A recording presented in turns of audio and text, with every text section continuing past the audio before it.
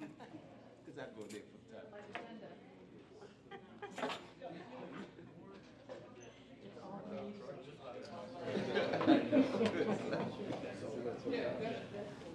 So when you do something wrong, you bust it. That's right. Everybody knows. Now that it's all mixed up. I don't know if it's just transferred.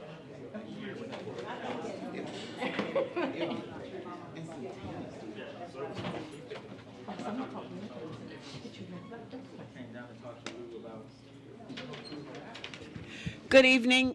This is the meeting of the Administrations and Public Works Committee, and we have a quorum, and we will have a full committee in about 3 minutes. Alderman Rainey just going in to take her coat off.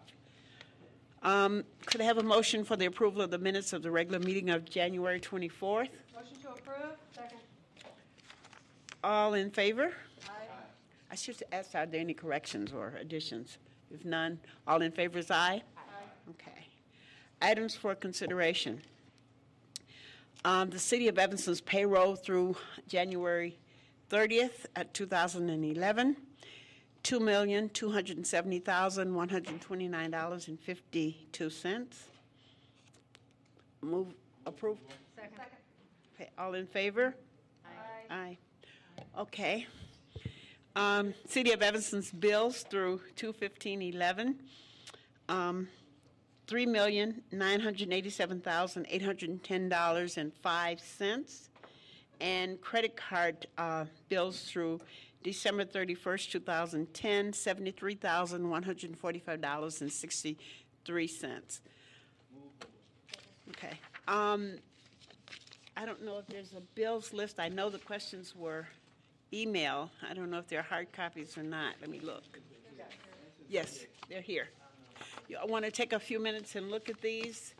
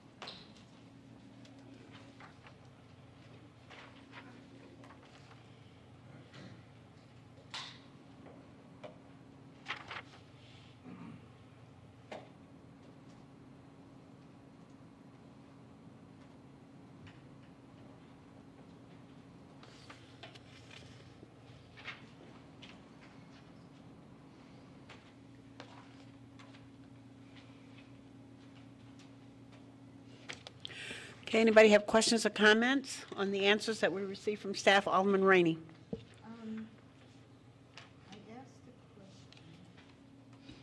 I asked a question saying there are several entries for the description sergeant process. Please explain. And I was told why there are several entries, but that wasn't really my question. My question really was, what's a sergeant process? I was going to say I saw the chief too. Hi, good evening, Joellen Earl. The sergeant's process is the testing process that we use for a promotional exam. Oh, okay. I didn't know. Alderman Jean-Baptiste? Yes. Can you talk about that since, it's on there? I know it's a bills list question, but can you talk about that process and when is the examination and what's the expected outcome? I'm not sure what the expected outcome is, but the process is occurring now. We bring in a third party, there's a test, there's a panel interview, and as a result of that, there is an eligibility list created. The only people that can apply for the promotion are existing City of Evanston employees. They also can use military preference points if they wish during the promotional process as well. Okay, I see the chief back there. And when are the outcomes supposed to come out? We anticipate the results by the end of this week, Alderman. If I can tout this for just a second, we've used IO Solutions. It's a Chicago Metro firm. The president of the company does reside in Evanston. He's worked very hard at putting together a rather comprehensive process with input from HR, and I think we're going to be very pleased with the results.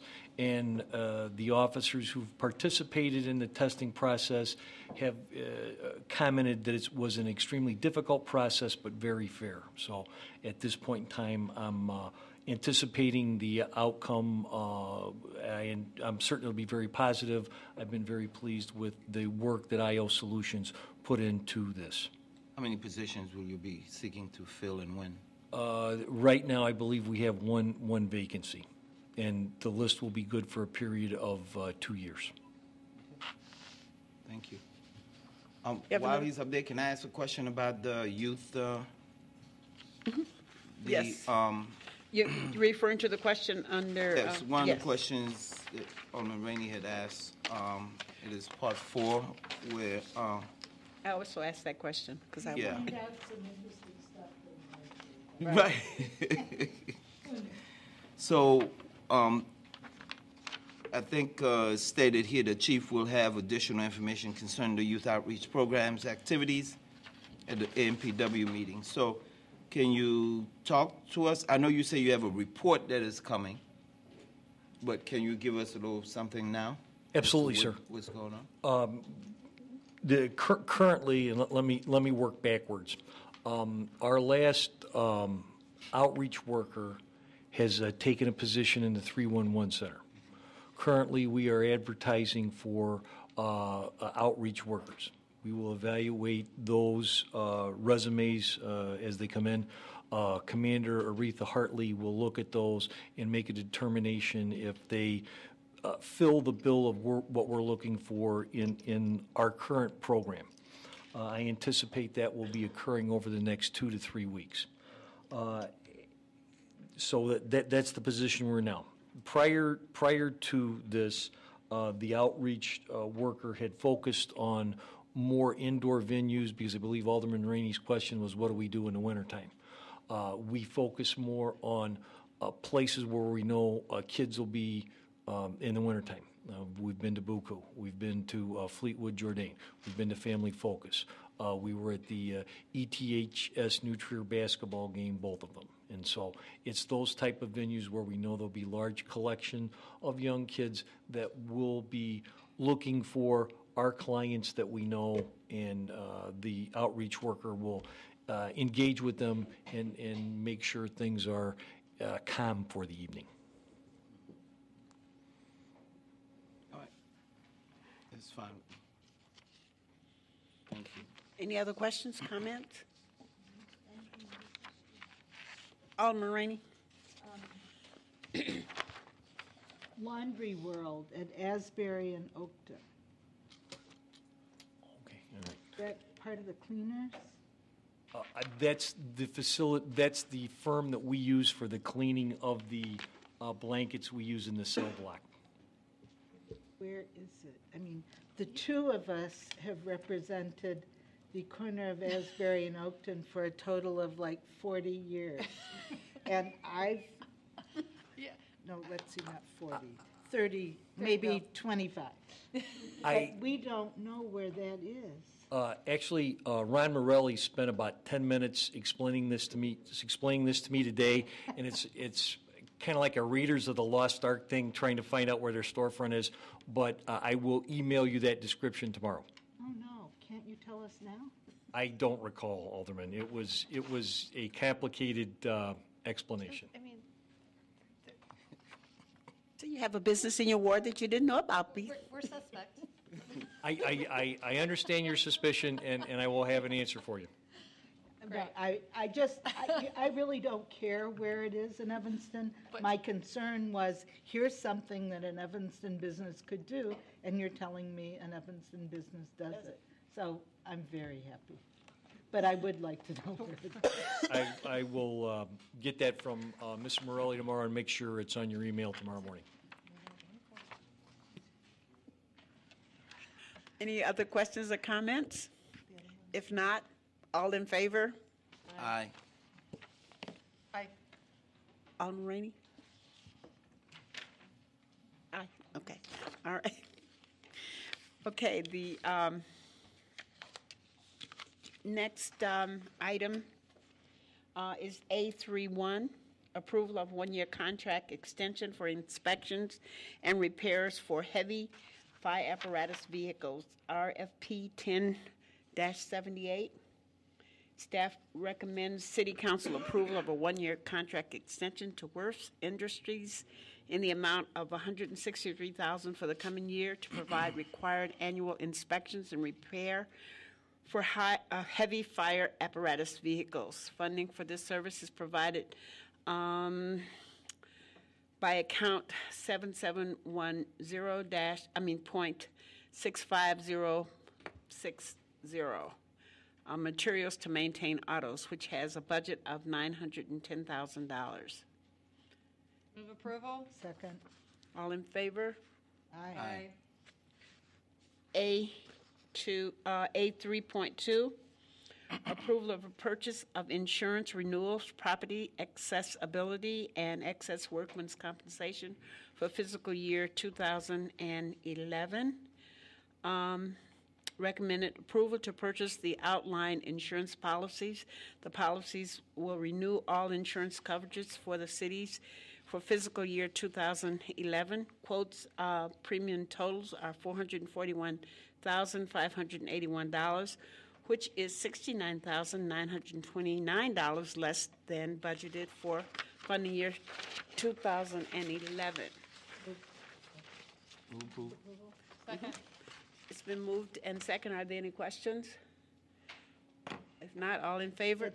We should just comment that getting a reduction in premium means something, or maybe it means several things. Either our staff did a fabulous job shopping the market, we've done a great job with claims and are being looked upon more favorably by the industry. I'm not sure which. I'm sure our staff did a great job. Would staff like to comment on which it is? Probably both, yeah.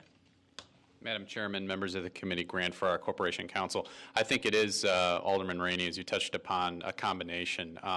The dynamic of the insurance market, the market is starting to tighten up quite a bit, and we've noticed that in the last year. With respect to the liability end, as you know, we've made it a priority in the law department, along with all departments on a citywide basis, to address the liability issue in a proactive manner and try to get out in front of that on the front end. So I think what we're trying to do is get ahead of the curve and stay ahead of the curve. And in the market, which was a little bit tighter this year, I think we came up with a pretty good result. Right. Can I ask Alderman a Jean-Baptiste? My understanding is that these insurance contracts are,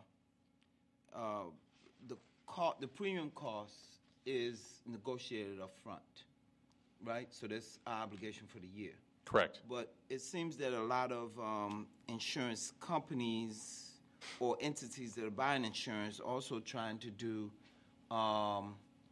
work with their employees to get them to engage in prevention care so that premiums can be reduced over time. Correct. How would that work? Well, I think that's where we take the next step, Alderman. We've done some preliminary efforts assessing some of the risk issues in the various departments, and you and I have had several colloquies relative to workers' compensation issues. So this is a very important issue as we go forward. And what I'd like to do, based upon what we've learned about how the marketing is adjusting and looking at the city, is work over the next 10 months to really get into the risk management area and really establish some protocols and guidelines that may not necessarily have been in place before, because that definitely does have an issue relating back to the cost of the premiums. I mean, a carrier does its due diligence, and I can speak relative to the tort side, as you well know, members of the committee, our exposure is going down because we're now litigating much more aggressively and much more effectively than we have in the past. So it's a holistic approach, and it's approach that I think we definitely have much more work needs to be done, but we've at least made a good start in some areas. So in negotiating the cost of insurance, does the occurrence of claims from the previous year play a role in that? Correct. They're always, the carriers are made aware of what claims have been made against the city, what claims may have been settled. For instance, with respect to the workman's compensation claim, Safety National, we always have a very intensive dialogue because there's a volume there that hopefully we'll keep reducing as we go along on the new approach to risk management. I think there are 6 companies, if I'm not mistaken, 6 companies that were involved in this whole total, and there's a listing under the staff recommendation. Okay, all in favor? Aye. A 3.3, approval of agreement for wholesale water sales engineering services. Staff recommends City Council approval of an agreement to provide engineering services associated with wholesale water sales, RFP 11-41, to Camp Dressler and McKee, CDM Incorporated, in the not to exceed amount of $56,094. Funding will be provided from the Water Fund, account 7125.62180. This account has an annual allocation of $50,000 for these services. The contract is awarded for 1 year and will be renewed in 1 year's extensions at the city's discretion. Move approval. Second. Are there any questions? Alderman Jean-Baptiste. Yeah, City Manager, with the, I see this initiative as, exploring feasibility, and ultimately this engineering report will also come back with what the ultimate cost would be if we were to get contracts to sell water to these entities. And I read your explanation, but is it, since it is you stated that this contract would be renewed, it's renewable after a year. What are your expectations? This year's contract, what is it that it's going to give you, and what is isn't that going to give you the complete study, as opposed to having a renewable contract that would go on over a long period of time? Alderman Jean-Baptiste, members of the committee, as you know, we have been fairly aggressive over the last several months and trying to cultivate interest among existing partners to expand and new partners to provide water service to. What this initial contract will do is really help us flesh out from an engineering term greater understanding on the feasibility of some of these initiatives. Some of them we can offer through our existing system and connect our existing system to a neighboring community. Others will help us understand if we are able to use the Village of Skokie's system to wheel through water to communities that they touch.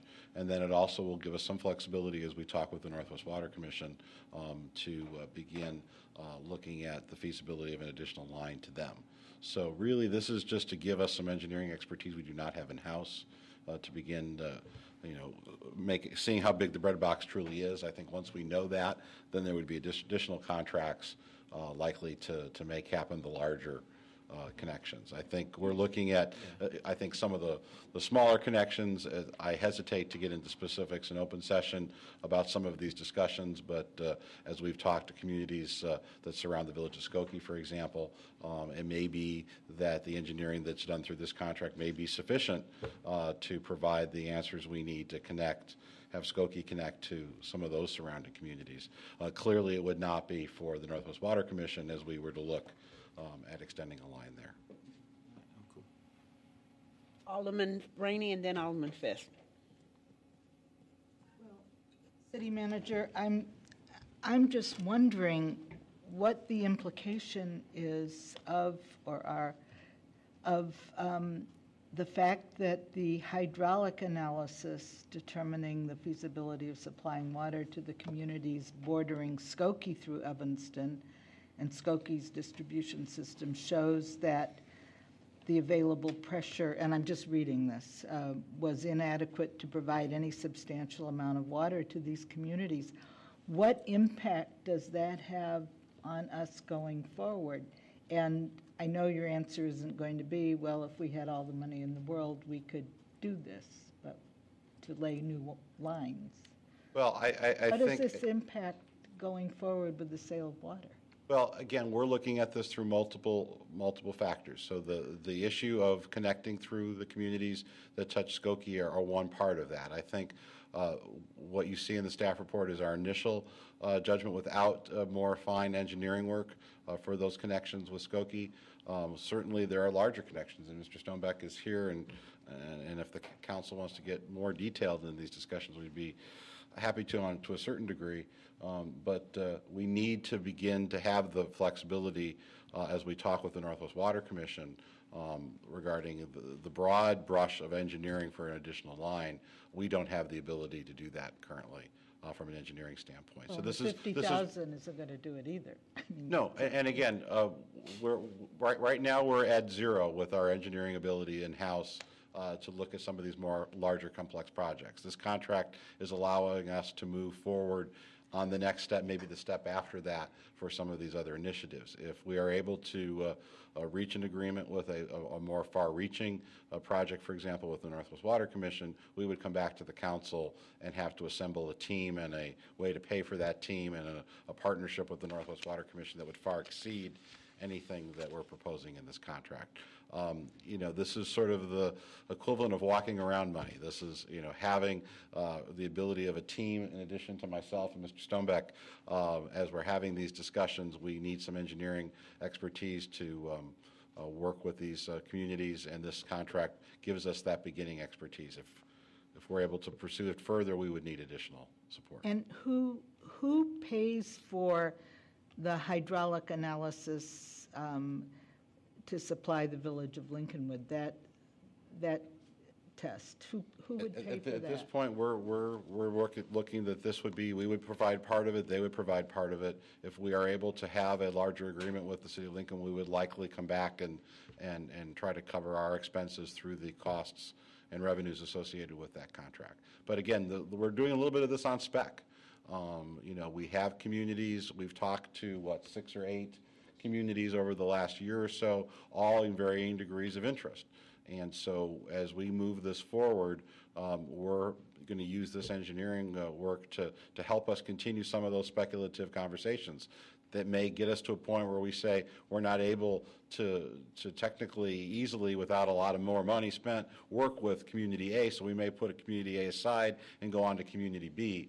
We don't, again, have the engineering expertise in-house even to help us make some of those judgments as we are going into the next step or the second step in some of these discussions. So this is to give us that expertise to, as we meet with these communities, to know if there's a there or not. And if there is, we'll likely come back to you for additional resources, but we would also come back to you with the beginnings of a business plan and a business agreement with those communities to actually sell the water.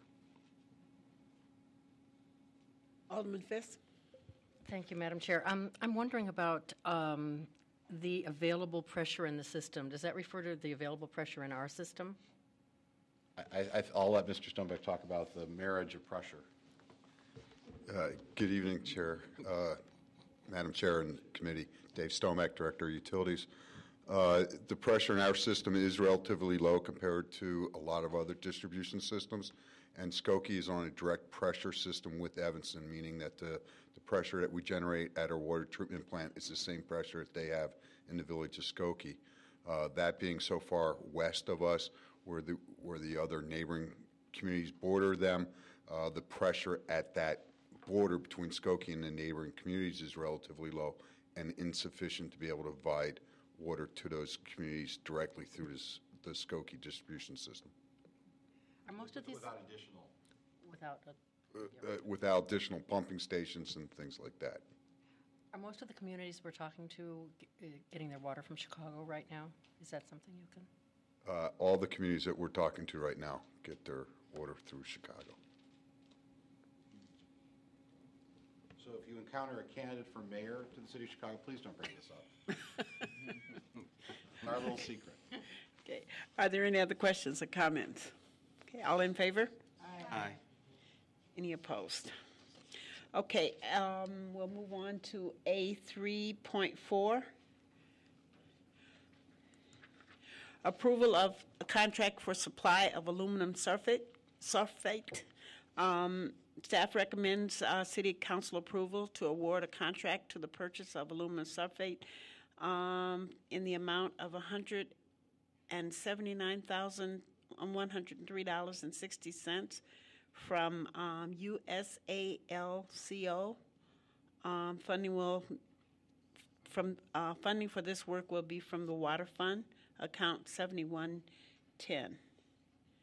Approval. Okay, any questions? All in favor? Aye.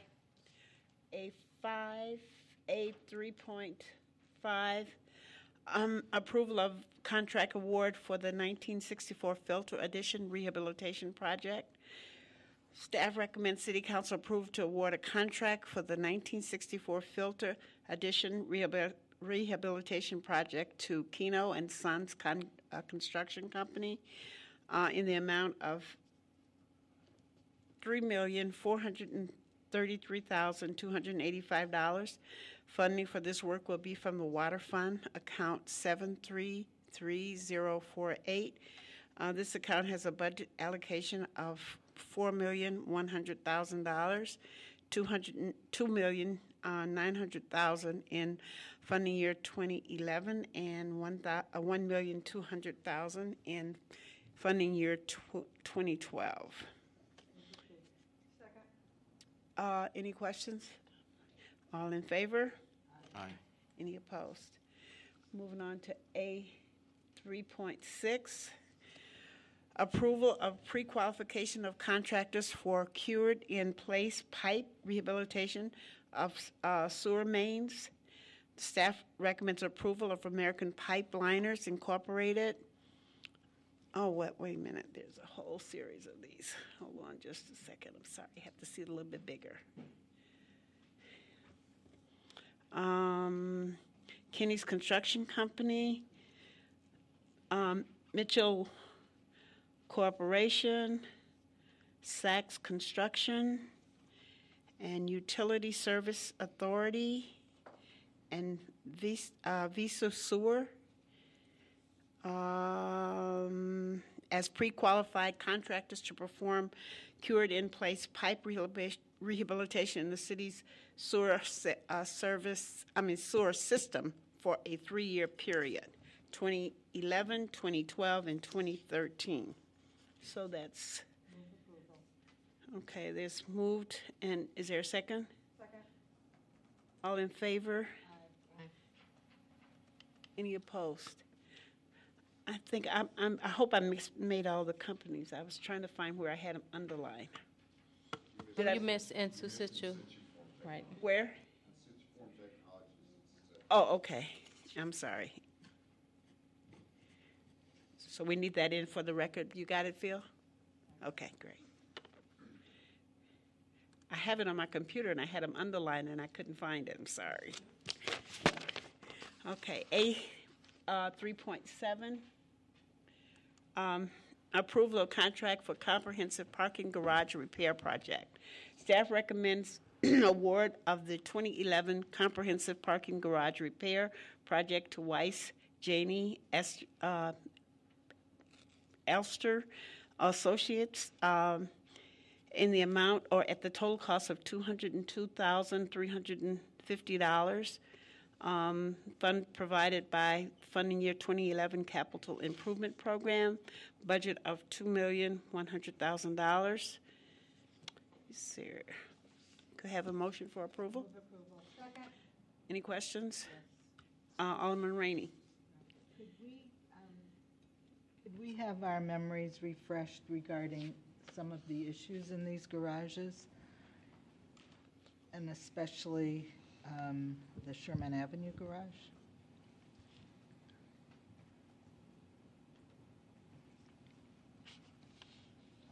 Good evening, Stephanie Levine, Parks, Recreation, and Community Services.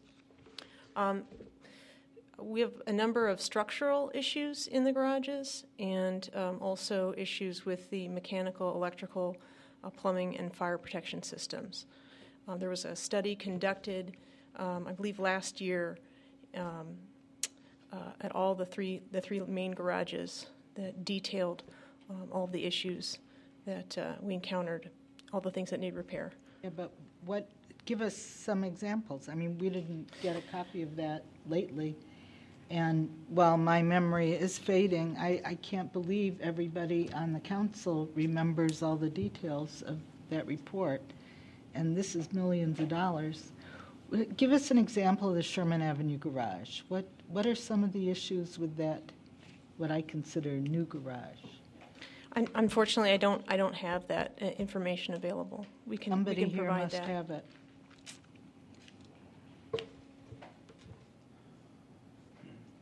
I mean, we know one thing that we were told was wrong, and that was that there was salt leaching into the concrete, which doesn't seem to be as bad as we thought, but what else? Good evening, Madam Chair, members of the committee. Marty Lyons, Assistant City Manager, and I staff the Parking Committee, so I was at the Transportation and Parking Committee. Probably one example of a structural was at some point 10 years ago,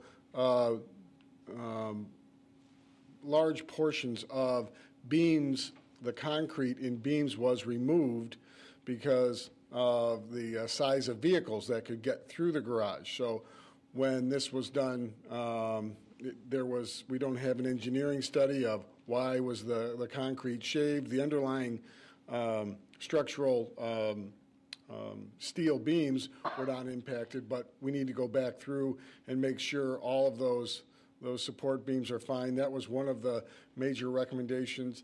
The flooring in total was looked at. Also, a lot of the vertical structures had failures on the concrete.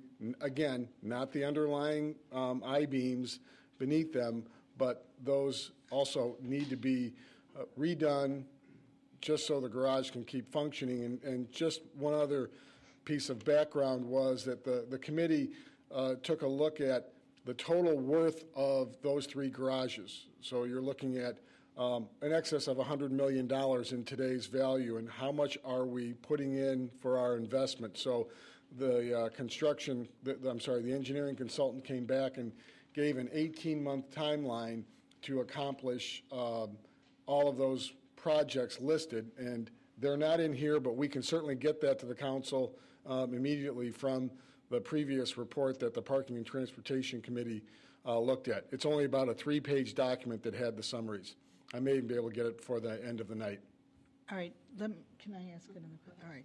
So first, before Wiss Janey, this bid came along, before we put out this request for bid or qualifications, we had another consultant out there looking at the overall conditions of the garage. And that consultant did like the floor sampling, the coring, and I imagine made other recommendations. Is that correct? And then Wiss Janey is being considered to do another engineering report or to do the specifications for repairs. The second, the latter. So they would also, are they also going to do construction review? They're going to prepare the construction documents. Okay. They're going to assist us with bidding, and they're also going to assist us during the construction administration process. Okay, okay. So one was really exploratory, and the other is execution of what was Right. found. So the exploratory part of it is being brought into question by Wisjani, at least on the core samples of the floor, And the I'll let concrete. I'll let operations staff address that. Yes, they have questioned the way the coring samples were performed and the depths at which those coring samples were taken. That was in, right. And we've had discussions with them about that and agreed that it's a good idea before we go through the construction of putting in a very expensive coding system to do some additional testing, take those tests, those core samples, additional core samples at multiple depths, so that we can really determine what we really need to invest. Now, let's say, I'm getting to something here. Let's say that the core samples are done and everything is fine. You know, there's no problem, which is what we hope and pray is the outcome. Let's say it isn't. Let's say even though they just took an inch or a foot or whatever they took when they did the core sample that showed leaching or, I don't know, some kind of defeating the concrete. Let's say that it's worse than that, going down. What is the implication of that? Is that the concrete wasn't good, that it was poured at the wrong time? What does that tell you? That's where I'm having a problem. It sounds like there's a couple potential reasons that might occur. In some cases, it's just inherent to the rock that's actually making up the concrete. They may be able to determine that. 3 separate garages? Yes, they may be able to determine that through the test. The primary reason they think this is happening, and that I guess this happens as a general course in garages in northern climates, is salt damage. When cars on the street and the streets get salted and they get it on their tires and then they're coming into the garage and it gets deposited through the garage, and that salt leaches into the concrete, and that's what starts to really break down the concrete. My recollection on one of the garages, and it could be the one that is now no longer with us, the former Sherman Avenue garage. It could be that one, it could be another one, I'm not sure.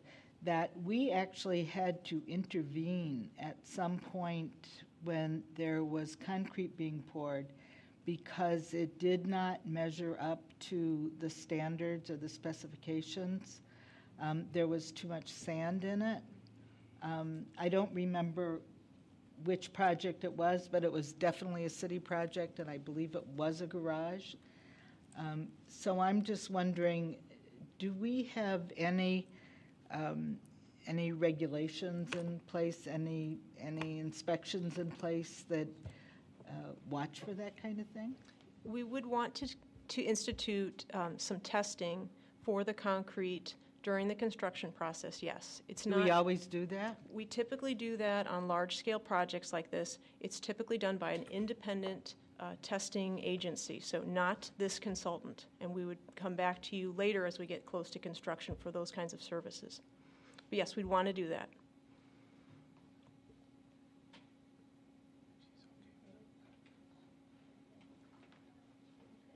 Thank you. Aye.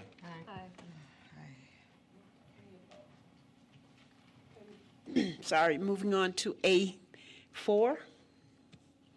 Resolution 8-R-11, authorizing the lease of 2022 Central Street to Patio Incorporated, doing business as Perennial. Staff recommends approval of Resolution 8-R-11, authorizing the lease between the City of Evanston and Patio Incorporated, doing business as Perennial, in the storefront at 2022 Central Street, adjacent to the North Branch of the Evanston Public Library for the period of March 1, 2011 through February 28, 2014.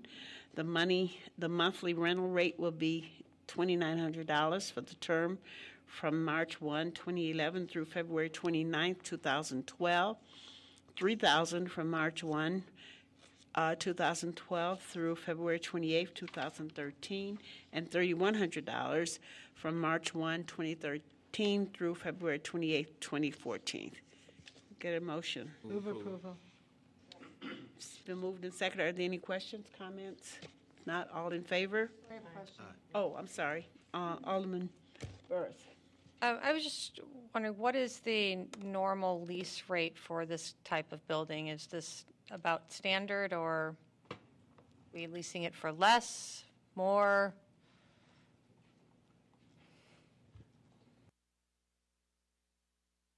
Good evening, Madam Chair and members of the committee. Paul Gottschalk with the library staff.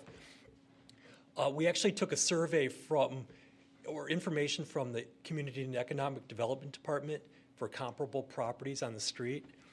And this falls within the range. Here are some examples.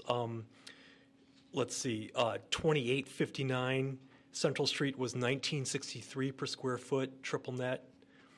2114 Central was $27 per square foot, triple net. Let's see, we also had actually up to $32 a square foot, triple net for 2118. Those two higher ones are actually still vacant properties. So we wanted to bring it back. That's what they were being marketed for. So we wanted to, we're conscious of bringing it closer to market rate. So this is 2331. Can I ask another question? Yeah, go ahead. So with this whole new structure with the library, since you're here talking about it, obviously the library is in charge of this space then, and then will the library board be getting the revenues for this space? Could we talk a little bit about what's going to happen with this? And if the North Branch closed, could we then rent out both spaces together, and how much would we get for that, and what kind of retailers would also be interested in that type of space? So I think it's a larger issue to discuss. Madam Chair, Alderman Burris, members of the committee, until directed otherwise, this is an asset of the city of Evanston. Right. Is being managed as such.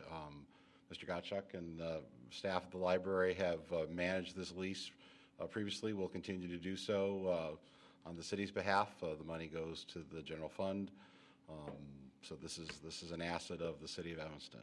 As far as future uses, larger uses over time, I mean, certainly that's an option. The council as landlord could make those decisions. It's my estimation that in the next 3 years, 4 years, it's likely that would be an awfully big space if you were combined the perennials with the existing library for what else is there on Central. If the council would choose to look for an alternate use for the library site, I think we would be hard pressed even at the size that the branch library is. So I feel comfortable understanding the other issues that are floating around, that the perennials is an established business. I think this is market rate rent. I think for the period of time we're looking at, it's very appropriate. I think as it continues forward, as the fate of the North Branch currently, the library board has indicated it would close this summer. I think we would have to look at that space ultimately as a non-library use, and may have to look to subdivide it for other uses. But that's probably a little bit beyond the scope of the item here tonight. Alderman, you have another question, Alderman Burris? Are you finished? Oh, no, I just think it's something that, as we're talking about cost, and this space is still part of the, under the city's jurisdiction versus the library boards, but at the same time, the main library is under, we have debt with that. So I just think it's something we need to talk about, and really, when is a library board going to start picking up, paying for things, and how does it all, divide out? So just putting it on the radar. Thank you. Alderman Fisk? Thank you, Madam Chair. I think this is a very good lease, very favorable for the city, given the fact that it is an existing business. The city is not obligated to do any work on the property at all. The lessee is taking it as is, and I think whoever negotiated this did a great job. Right. Any other questions, comments? All did a great job. Great, thanks. Okay, all in favor? Aye. Okay, moving on to A6, Resolution 11-R-11, authorizing the increased, oh, I'm sorry, I think A5. I'm moving ahead. I am, Ms. Almarini, I'm moving too fast. A5, Resolution 10-R-11, approving the general obligation debt funded capital improvement program. The city approved the capital improvement program on November 22nd, 2010, with the exception of the general obligation debt funded projects. Staff presented a summary of these projects at the City Council meeting on January 10th, 2011, at which time the City Council requested additional information and directed the city manager to reduce the proposal by approximately $1 million. Resolution 10-R-11 contains the recommendations of the City Council, which reduces the general obligation debt funding requested by approximately $1 million. Move approval. Okay. Is there a second? All right, are there questions or comments? Alderman Burris. We have some reductions, particularly, so in the service center renovations, we've reduced it to about $37,000. I believe that's just covering the design then of the renovation for the locker rooms. Yes, if you recall, the amount of $125,000 included more than one project, so we reduced it to the amount that is needed. Okay, and then also with the ecology greenhouse, we've gone from $220,000 to $125,000. Yes. For that. What will that cover? And I was scrolling through trying to figure out there, looking at, it still had the 220 of what would be covered in the 220 versus the 125. So I'm just trying to figure out if that 125 will be able to secure the greenhouse and make it usable versus I know we're having a lot of problems with it now. Yes, the 125 is the cash match requirement for the grant that we're still waiting a word on. Depending on the outcome of the grant, if we are not successful in receiving the grant, we will have to come back to you to ask for authorization to spend up to $220. $220 is the minimum amount that is needed if the city had to do the project entirely on its own. So what we thought we would do is request the 125, which is the cash match, and then once we find out about the grant, if we're not successful, we will come back after talking to Parks, Recreation, and Community Services, possibly for some additional funds to secure the greenhouse. Okay, and then the contingency of the $350,000 for the noise building and the fog houses. Obviously, we've reduced it substantially. The fog houses, I think, were closer to $600,000, and noise, I want to say at 500 or something. That 350 contingency, do we have a real notion of what we could do with that 350? Obviously, it's would be sort of throwing things at the wind at the fog house to have any substantial impact. There are 3 projects that would have to be covered by contingency in the event we had to do anything. The fog houses, there's masonry repair, and the roof chimney repair at Noise. The intention is that the work would be held in the event something absolutely has to happen. So we'll work with Parks, Recreation, Community Services to determine if anything has to occur, and that would be the amount of money that would be available to do something in the upcoming year. If we can hold off, we will, and that money will be held in contingency. But if not, and we need to move forward, we'll have to work within that amount of money. Okay, I guess so the fog houses, I mean, we've talked about this and looking at the Parks, Recreation, and Community Services outline of there is no other space. We have to use the fog houses. We're at capacity. I'm a little suspect on that, but so if the fog houses, we don't have the $500,000 or more to fix the fog houses, what happens? Madam Chair, Alderman Burris, members of the committee, what we are looking at with the contingency, let me deal with the contingency first, and then we'll double back to the programmatic piece. We would like to leave some flexibility to button up the roofing area with the fog houses. That could be as simple as a tarpaulin over the roof. It could be something more substantial so that we can at least keep them as watertight as possible at noise. It's really a health safety issue. I think the staff came forward and said the improvements were needed from a long-term health and safety perspective. There may be short-term. As you know, we have put up scaffolding around buildings and roofs and chimneys before. In other locations, we may need to do that. So the money's there to provide that flexibility. So from a programmatic standpoint, I've asked Parks, Recreation, and Community Services to look for alternate locations for the programs at the Fog House.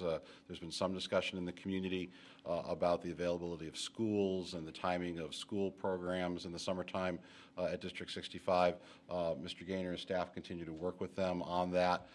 So we don't have a firm answer yet because the school, District 65, is still making its decisions on how it will use its facilities for its programs this summer. I think we remain confident at this point that we can come up with a solution. I don't believe, unless something's changed in the last couple of days, we don't have a solution today on how to deal with some of those programs. So is there a possibility that we may have to cut back, not only because of the fog houses being out, but if, depending on how things shake out with the school district, that may have additional impacts because we have a fair number of programs that would be looking to use their facilities independent of any of the capital needs we're talking about. So I think the contingency, we've spent quite a bit of time over the last month talking about these facilities, talking about having some money available to us if things go bump more than we would like, and we're comfortable with the 350 number. Any other questions? Yeah, Alderman I did have one Jean-Baptiste? question. Can you, maybe Director of Public Works can refresh our recollection as to what we're doing at Green Bay and Emerson? You have pedestrian safety improvement. Can you share with us what exactly you're doing there? I'm going to defer to Paul on that, but I will identify what the problem is. We received a lot of complaints about the crosswalk there. Yes. In terms of, when the crosswalk signal is on for people to walk, there's actually a blind spot, and cars whipping around the corner Yes. are actually have the green light as well, and they don't stop for the pedestrians that are crossing Green Bay right there. So it's a situation that we're trying to address, and I'll let Paul talk about the particulars. Paul Schneider, City Engineer. Madam Chair, board members, Suzette's absolutely right. The issue there, particularly for cars that are going westbound on Emerson, as they turn northbound, the crosswalk to the bus shelter there is actually several hundred feet upstream of the intersection. So it's very difficult for cars coming around that wide radius, or not difficult, but they come around, and it's hard for them to see, and you don't expect people to be crossing the street that far away from the intersection. So what we're looking at really is an interim project. We have a desire for a more long-term project to address that entire triangle intersection. But in the interim, there have been so many reports of near misses and problems at that location that we want to go out and we want to address the radius of that turn going from Emerson north. And then we also want to do some work to bring that crossing closer to the intersection signal that's more appropriate and where people expect it to be. So we've estimated that at about $100,000, and this spring we're going to go out and do some survey. I believe we also have estimated relocation of one of the traffic signal stands in order to give better visibility to that as well. Alderman Rainey? I just want to understand, the $1 million that the council asked the city manager to eliminate, are those the items that have blanks where there's a recommended amount? Alderman Rainey, members of the committee, if you look at page 155 of the packet, the table there, so you have the request column, which was the $6.2 million number that we were last year with, and then the recommended column, which is the $5,078,000 number. So the differences now are the noise center, main roof and chimney renovation, at $450,000, the lakefront fog signal house renovation at $590,000, the noise center masonry wall replacement at $50,000. Those are the main points. There may be one or two others that have been adjusted. Let me look just very quickly. All right, 155, right? That's the page you're looking at? Yeah, but Yes. you have to look at 156 to get the total. 155, Right. No, that's the page I'm looking at. So that's what I'm asking, like, the blank, the column that has the recommended amounts, Is the number that we're asking for the That- council's consideration this evening. and for example, lakefront fog signal house renovations, 590,000 was asked for, and the blank indicates that. It's zero. Did we recommend that we not put any money in that, or are you recommending? I'm recommending to the council, To total the million? that's correct. But at the same time, they're all putting some money in a contingency fund to So take that- care of so any that emergencies. is- So that is an ad that was not Right. discussed before the council, because we're basically taking the majority of the funds from the fog house and noise. Right. But we're putting back in the $350,000 as a contingency, as we previously discussed this evening, should there be a need to deal with health safety issues. Right. Okay. Alderman Fisk? Yes, thank you, Madam Chair. I would like to have a memo on what federal funds or other grant funds are available regarding landmark public buildings like the lighthouse. Sure. I absolutely don't want to see a tarpaulin over the roofs of the lighthouse. That's not Well, going to work. and it would just be the. Flapping around. And it would just, we're talking about the fog house, and quite honestly, we don't have a good answer for that. And in talking with Mr. Gaynor and his staff, we just wanted to have some flexibility to do this properly. Okay. And also, I think at the meeting where we were discussing capital improvements budget, I asked if there had been any conversations with the Lighthouse Park District and the Lighthouse Park District Board on. And Alderman Fisk, members of the committee, there have not. I've asked the council to have a special meeting toward the end of March. I think that there's some larger capital questions we have citywide. I think the entire Lighthouse campus area, we're focusing on 2 buildings that we have responsibility for. We have responsibility for a couple of additional buildings. And then the Lighthouse Park District has the 2 buildings, the lighthouse itself, and then I believe it's called the Lighthouse Keeper House, the building immediately adjacent. I think there's a larger discussion. Should that park district take greater responsibility for all of those buildings? Should that park district be reconfigured? Things that will not be a meeting or two's worth of discussion, but a larger, because I think while we focused on the fog houses, the other city buildings that we currently have maintenance responsibility for are also approaching a condition that they may no longer be habitable in the near term. And I think it's a much bigger conversation. And so I think if the council is agreeable to put off the fog houses for now, I think we have to come back. We have to have that larger conversation about that. We have to have a larger conversation about noise. We have to have a larger conversation about future uses of the ecology center. It's a much larger capital discussion, and I would recommend the approach we're taking with the fog houses as only a temporary measure, leading up to a much larger discussion dealing with all these other issues. Well, I could just visualize a big blue tarp flapping around on. And Mr. Gaynor and his staff will not allow there to be a big blue tarp. I mean, it may be made of other material. It may be only in a portion. We're not looking at a big blue tarp, but we want to have some flexibility to do what would be appropriate. A number of aldermen went on a tour of those facilities a couple of Mondays ago, and saw them, that they are not, certainly in extreme danger, but they're in danger, and we want to make sure that they can be kept when the time and resources are available to properly renovate them, that there's still something to properly renovate. Right. But you will get me a report on federal funds or other. Yeah, and I believe we've actually provided that information previously, which we can provide once again, I think, during the budget process on the federal funding, but we've not had formal discussions recently with the Lighthouse Park District, but again, would ask the council to consider that at a future meeting. Any other questions? All in favor? Aye. Aye. Any opposed?